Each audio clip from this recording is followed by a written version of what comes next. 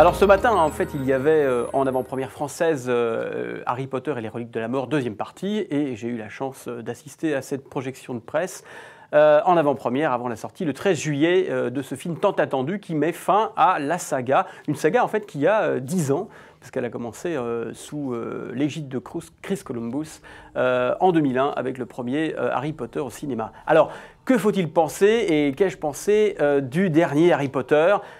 Eh bien, sincèrement, ça décoiffe.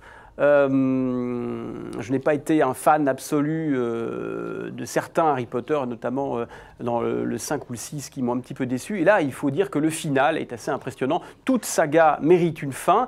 On s'en souvient avec notamment pour les gens de la génération de la Guerre des Étoiles qui avaient été un peu déçus en fait par le retour du Jedi en 83, qui était un petit peu décevant.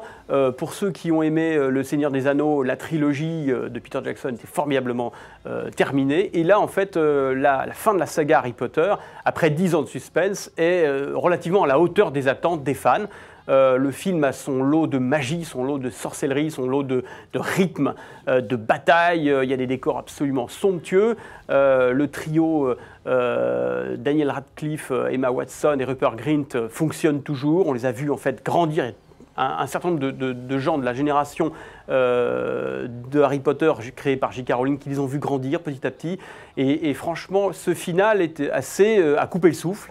Il y a effectivement deux, trois moments un peu lourds, moments où finalement la tension retombe, mais cette deuxième partie est assez impressionnante. Alors, il y a des rebondissements qui sont plutôt étonnants pour ceux qui n'ont pas lu la totalité de l'œuvre de J.K. Rowling, les derniers bouquins.